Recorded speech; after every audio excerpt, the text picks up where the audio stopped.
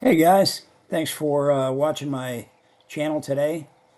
Uh, I've got an interesting video for you. I wore my one of my favorite shirts. Don't get to wear it too often. I don't go out much anymore, but my wife thinks it's a stupid shirt, but I think it's a pretty classy shirt.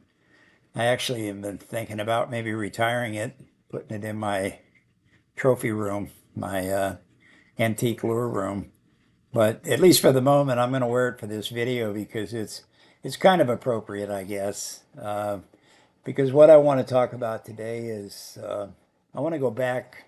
I want to go back in time again. I've done a couple of these videos where I talk about me and my younger brother Bill and some of the crazy stuff we did back in the late '60s and into the '70s. But growing up in northeastern Ohio, we were typical boys. I mean, we didn't have a lot of the protection, you might say, that kids today get. I mean, I don't understand it. I see kids out with going down the street, on a bicycle with training wheels and a helmet and pads on their elbows and on their knees, and mom and dad are standing right there with them. Uh, that's just not the way I grew up. Probably not the way you grew up. It's a whole different world today. Uh, there was no such thing as a play date when I was growing up. If there was, we didn't know about it because I mean we'd get up, particularly on a Saturday morning during the school year, and we were off and running. I mean we were typically gonna go hunting or fishing. There were some days where we, depending on the time of the year, where we might be taken off to play football or basketball or baseball, whatever it was, we would do it all day. It wasn't something we were going to do for an hour and then come home. We would do it all day. A lot of times we missed lunch completely just because we didn't feel like coming home.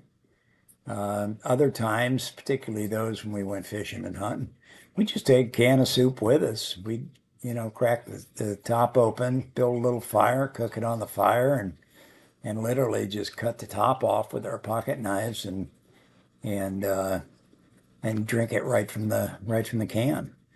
But it was whatever we did. It was never about food. It was just about having fun. And today's video, I want to talk about what it was like growing up on the Cuyahoga River. Now, if you're from Ohio, you've heard about the Cuyahoga River. It's one of many rivers tied into Lake Erie. And I guess where it got its fame is it's the only lake in history, or I should say the only river in history that ever caught on fire. It caught on fire because it's so damn polluted, or at least it was. When I was growing up, you could walk along that shoreline and you'd never, I mean, you wouldn't believe the things we'd see floating down that river. A lot of people had the sewage from their homes going directly into the river. But most of the pollution came from factories and uh, companies that were either located along the river or located along Lake Erie. Over the years, they finally cleaned up Lake Erie. When they did, it effectively cleaned up most of the rivers. But when I was a kid, it was a dirty, dirty river. And hell, we used to swim in it. We used to wade in it. I don't think we ever drank any of the water, but we could have. It's hard to say. But it was so much fun. I mean, it was only a mile from my house, maybe not even a mile. And we'd take off winter, spring, summer, fall. It didn't matter. I mean, I can remember going down there in the winter time and it would have skim ice along the shore. And we would go down there with our bow and arrows, and we would actually shoot carp through the ice and then try to bring them up. We had our own, rigged bow and arrows where we had the arrow that was tied so that we could bring it back, and we ran a nail through the front of the arrow so that when it went in the fish, we could pull the fish back with it. And we used to trap muskrats. There, one year in particular, we probably caught 30 muskrats. We take them home, we clean them, and then there was a guy not too far from where we lived that used to buy them from us. We never made much, but it was fun. It was just something different to do.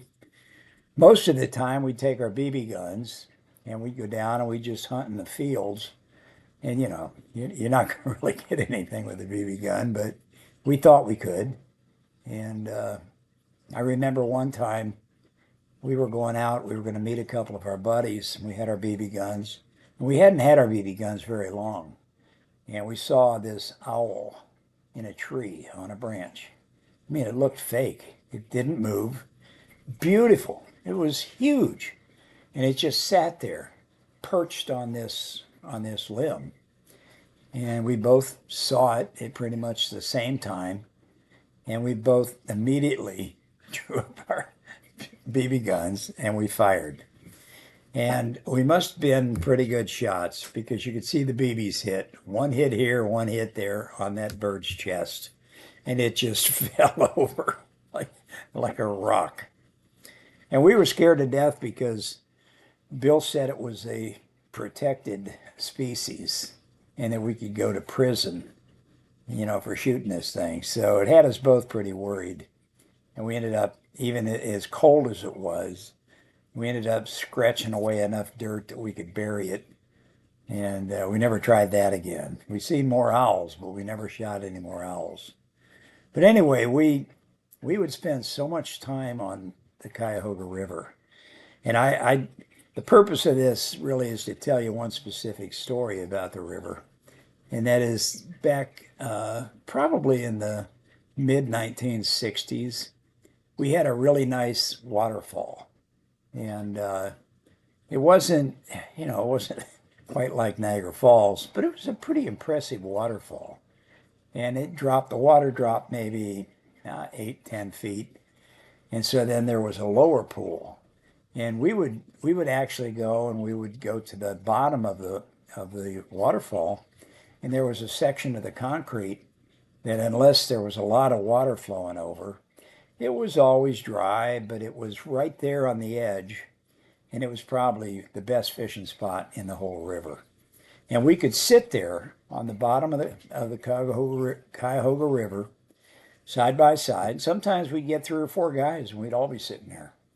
And we'd just have a pole with no bobber. We'd have a worm or something on it, and we'd just kind of jig it over the side. The water was real deep right there. And we'd catch all kinds of fish. We would catch bluegills, we'd catch bass. And it was just a lot of fun. But I was down there one day, and I was probably, I'm guessing, 12, maybe 13. And Bill, a year and a half, 2 years younger. And we had just gotten, it must have been just after Christmas or something, because we fished down there all year. It didn't matter if it was cold out. I mean, we'd sit down there, there'd be ice and snow all around us. We'd be bundled up, but we'd be sitting there just fishing because the water didn't freeze because it was moving so fast. But we were down there one day, and I'll never forget this. It was maybe a few days after Christmas, and we had gotten some new fishing tackle in a plastic box. And it wasn't anything elaborate, and it wasn't even a big plastic box.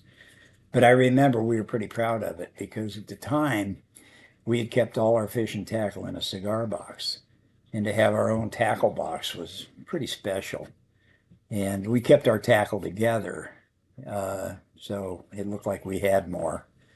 But we were down there fishing one day and just having a good time, shooting the shit, as they say, sharing a cigarette. Again, we probably 13, somewhere in that neighborhood, 12, 13. And all of a sudden these kids were on the other side of the river. And they were big kids. We called them big kids back then. We recognized one. He lived a couple of roads from us. And he was a bully. I mean, there's no other way to put it. He was just a bully. And he might have been, I don't know, 16, 18. I don't really know. But he was a big guy. And and I'll never forget this. They started yelling at us, calling us names, and telling us they were going to come over and beat us up, and then all of a sudden they started throwing rocks across the river, and coming pretty close to us. And finally, Bill and I got up and kind of moved back a little bit because they were getting pretty accurate.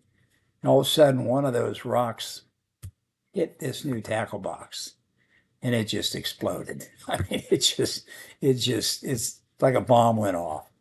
And, our few fishing tackle lures, they just kind of scattered real quick. And, you know, I mean, Bill was ready to cry. He was so mad, so pissed. And he's like, okay, okay, you guys want to, this isn't exactly what he said, but he's, we were pretty good swearers back in those days. But basically, he said, we're going to go kick their ass. And I said, Bill, I said, these guys are twice as big as us. There's no way we're going to kick anybody's ass. Let's gather up our stuff and get the hell out of here. I was always the practical one. So we did. We picked everything up and kind of carried it in our hands.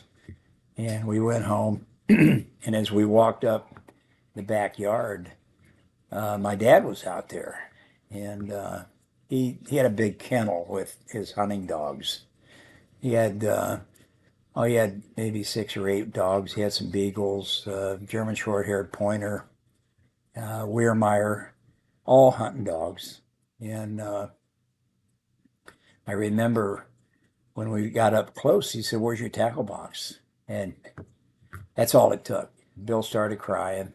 He told my dad what happened, and you could you could see the steam coming out of my dad's ears. He was pissed.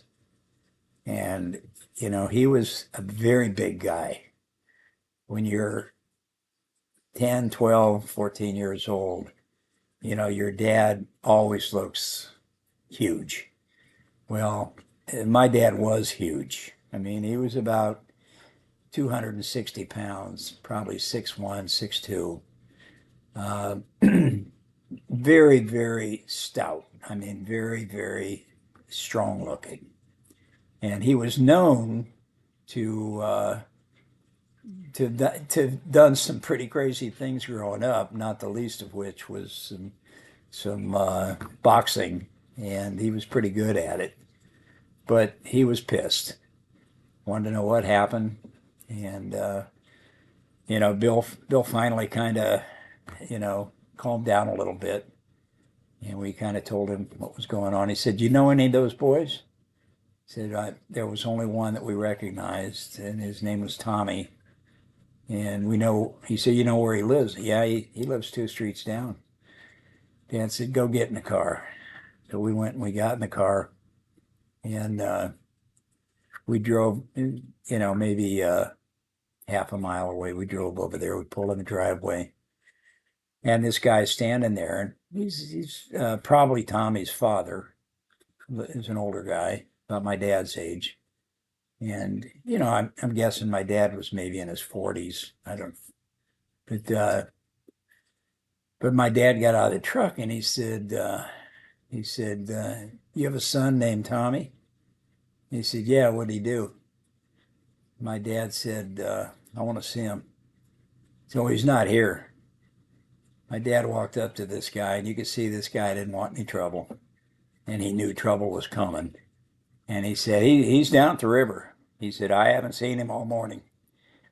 Just about then, Tommy comes walking around the corner, and he's got the biggest bullfrog I've ever seen. I mean, this thing was huge. I don't even know how you measure a bullfrog, but this was the biggest bullfrog I've ever seen. And he's got it in his hand. And he's a pretty big guy. Not near as big as my dad, but I mean, he's a big guy, especially for a teenager. And he's got almost a death grip on this bullfrog. And he's walking up and he's, anxious to show it off and takes it up and he's showing it to his dad.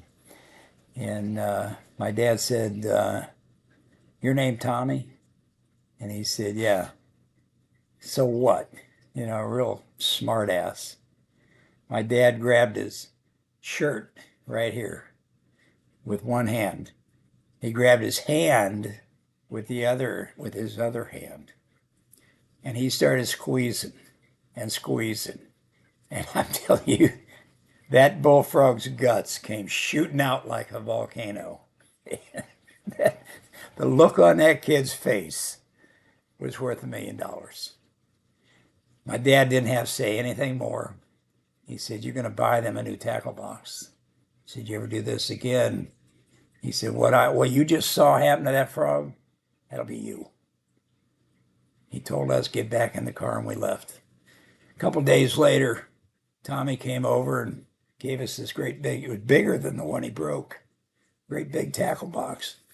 And we used that tackle box probably for the next 5 or 6 years until we filled it and had to get more larger box. But that was a great story, and it was one of those things you just never forget. The look on that kid's face, I mean, it was just incredible. When my dad had some big hands. I mean, really big hands. My hands are just kind of normal hands. My son kind of takes after my father in that way. He's got some really big hands.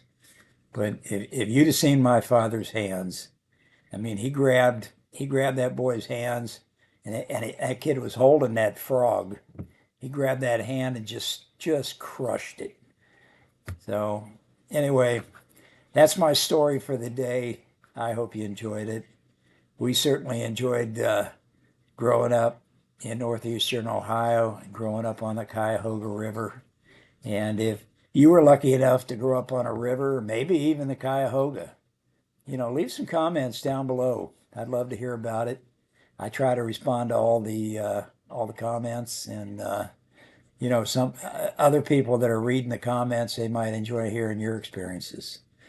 So anyway, if you would, give me a thumbs up if you enjoyed the video, and please subscribe to my channel. Thanks, and have a great day.